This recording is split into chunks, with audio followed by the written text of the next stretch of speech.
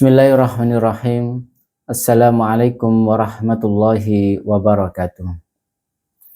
Alhamdulillah wassalatu wassalamu ala Rasulillah ala khairil anam Sayyidina Muhammad sallallahu alaihi wasallam. Asyhadu an la ilaha illallah wa asyhadu anna Muhammadan abduhu wa rasuluh la nabiyya ba'da. Amma ba'd.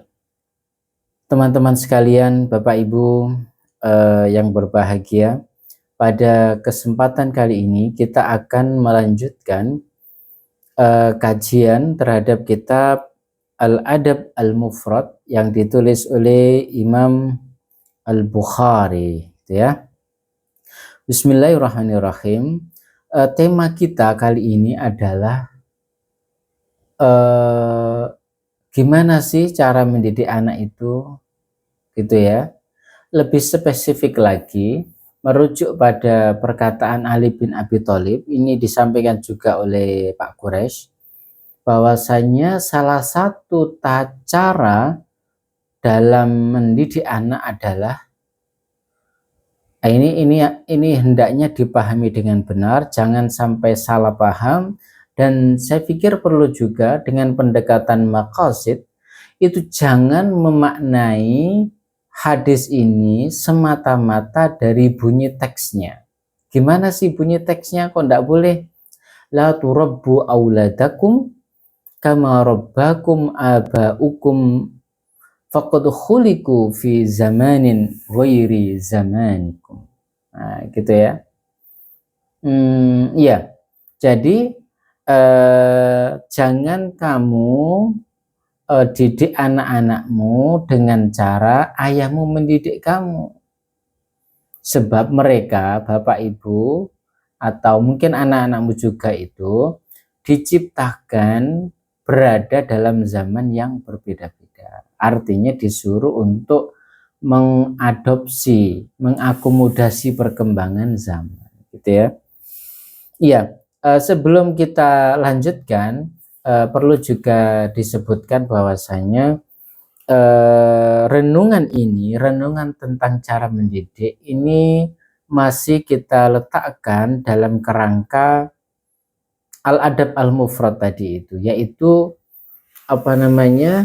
tentang akhlak.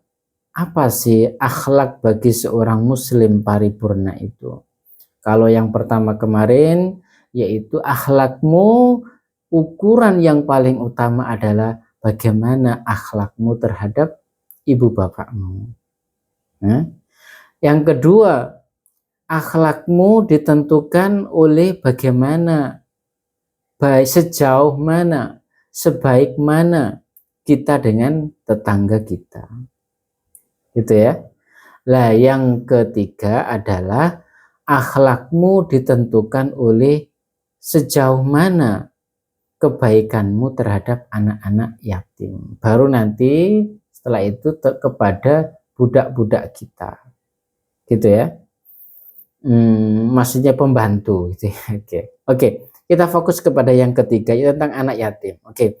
Saya ingin membaca satu hadis itu, nanti kita sambungkan dengan tadi itu cara mendidik tadi itu ya. Bismillahirrahmanirrahim. An Asma ibni Ubaid qala qultu libni Sirin indi yatim. Jadi Asma ibn Ubaid itu berkata kepada Ibni Sirin, aku itu punya anak yatim loh, gitu ya. Di rumahnya itu ada anak yatim. Dan memang Bapak Ibu sekalian ya, yatim itu adalah salah satu dari kaum marginal yang yang disebutkan secara verbatim, eksplisit dalam Al-Quran agar kita na'ulu yatiman, gitu ya, kita menanggung anak-anak yatim, gitu ya. Jadi sebaik-baik rumah adalah rumah yang ada anak yatimnya. Masya Allah. Artinya kalau bisa kita itu punya punya anak angkat yatim, gitu ya. Ini penting sekali ya. Oke, jadi Asma bin Ubaid itu punya tanggungan anak yatim, punya anak yatim yang dia tanggung. Lalu dia berkata, isna bihi. Nah, gitu ya. Ibni Sirin. Oke. Iya, ini mungkin jawabannya Ibni Sirin. Jadi Asma bin Ubaid itu berkata kepada Ibni Sirin, aku punya anak yatim loh. Nah, terus Ibnu Sirin ini berkata, menasehatkan kepada Asma bin Ubaid, isna bihi, ma tasna'u bihi waladaka. Nah, ma tasna'u biwaladika. Perlakukan anak yatim itu sebagaimana kamu memperlakukan anakmu. Wah, ini petunjuk untuk tidak melakukan diskriminasi terhadap anak yatim. Nah, ini yang kedua yang mungkin secara spesifik berkaitan dengan tema kita, yaitu pentingnya mendidik dengan up to date. Idribhu ma tadribu waladaka. Gitu ya. Dan pukullah anak yatim itu sebagaimana engkau memukul anakmu. Pertanyaan, loh, boleh ya memukul anak yatim? Wah, ini Bapak Ibu sekalian, pentingnya kita memahami hadis. Kalau kita sekedar memahami hadis dari bunyi letter luck, bunyi literalnya semata, sekali lagi semata. Ini hadis ini boleh jadi dijadikan dalih, dijadikan dasar, bahkan dijadikan dalil, ya. Kalau dalih itu kan untuk memenangkan, maksudnya itu merekayasa sesuatu argumen untuk semata-mata agar dia menang, berdalih. Tapi kalau dalil itu mungkin dia mungkin merasa ikhlas, dan keikhlasan itu bersumber dari dalil. Ini ada dalilnya loh. Enggak apa-apa dong saya mau mukul anak yatim itu atau anakku. Ini idribhu ma tadribu waladaka. Boleh dong.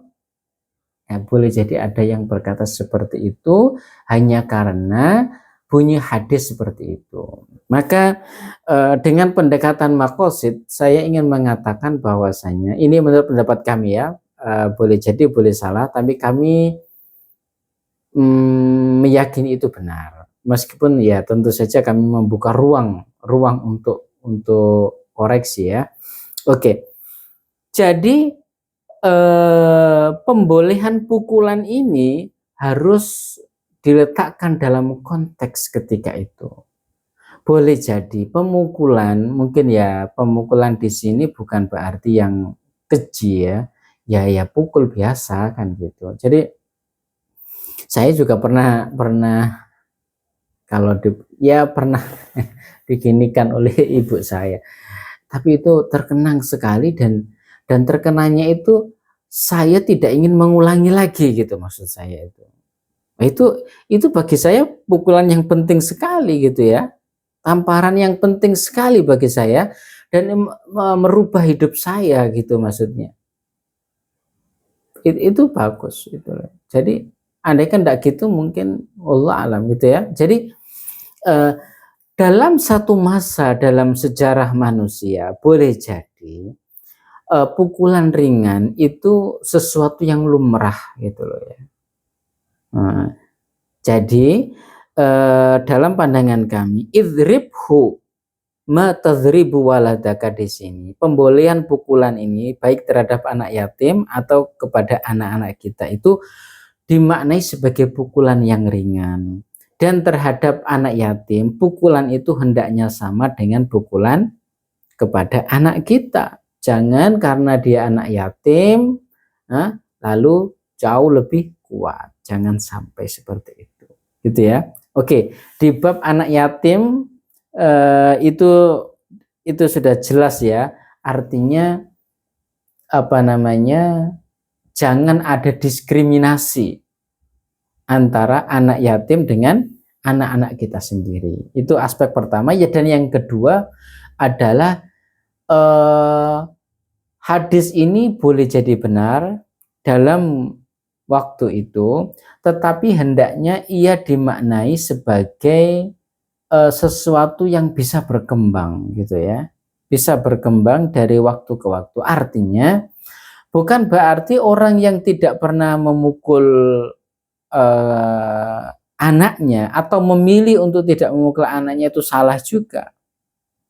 Dan juga bukan berarti orang yang memukul anaknya itu salah hari ini ya, karena ada hari ini satu pandangan yang mengatakan apapun itu, pukulan itu tidak boleh diberikan kepada anaknya. Lah, kalau sudah ketemu apapun itu, ini menurut pandangan kami sulit. Gitu ya, kita boleh berbeda, tetapi saya pikir boleh dalam situasi tertentu dan dengan pukulan yang terukur itu boleh. Gitu ya. Nah, jadi itu penting sekali bagi kita agar bisa memahami apa ya, agar bisa memahami hadis dengan sesuai dengan maqasidnya, dengan tujuannya. Lah, tapi hari ini memang mungkin apa namanya berkurang ya. Perkembangan zaman itu berbeda. Kalau dulu itu pukulan itu mungkin lumrah, sekarang di sekolah-sekolah itu mungkin dikurangi. Lah, dan ya kita biasa saja, jangan lantas wah kok enggak boleh pukulan, wong di zaman Nabi aja dibolehkan, ya enggak gitu juga gitu ya. Artinya ya boleh saja sesuai dengan perkembangan zaman gitu ya. Nah, jadi inilah yang kami maksud sebagai yang pertama disebutkan tadi, la turabbu auladakum kama rabbakum abaukum faqad khuliqu fi zamanin ghairi zamanikum. Jadi janganlah kamu mendidik dengan cara ayahmu mendidik kamu, karena ayahmu dan anak-anakmu itu diciptakan dalam ruang waktu yang berbeda. Nah ya kita harus apa namanya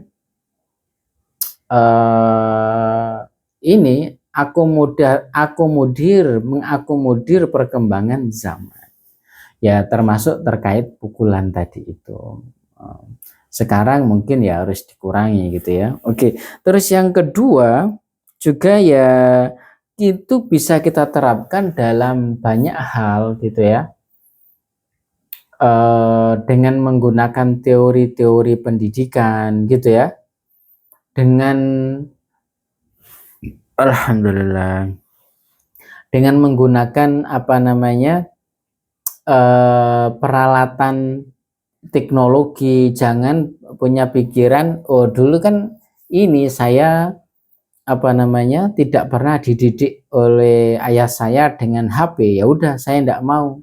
Jangan seperti itu ya, HP ya ada tapi ya sekedarnya kita ambil yang positif gitu saja ya. Nah, gitu ya. Saya tidak mengatakan harus sama sekali berbeda. Nah ini juga jangan juga memahami perkataan Ali ini, jangan didik anak-anakmu dengan cara ayahmu mendidik kamu, itu jangan juga dimaknai secara literal gitu ya, lantas sama sekali berbeda.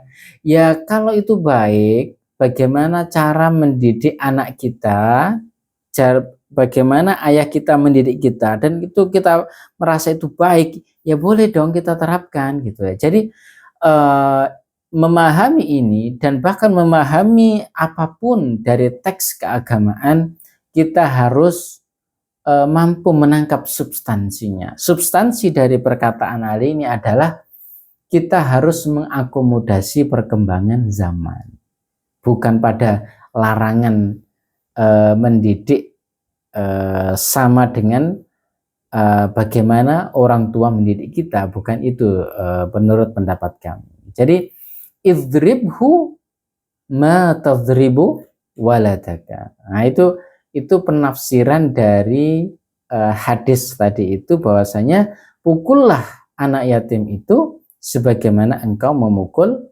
anak-anakmu. Jangan ada diskriminasi. Dan satu hal yang penting sekali ini perlu kita galakkan, bahwasanya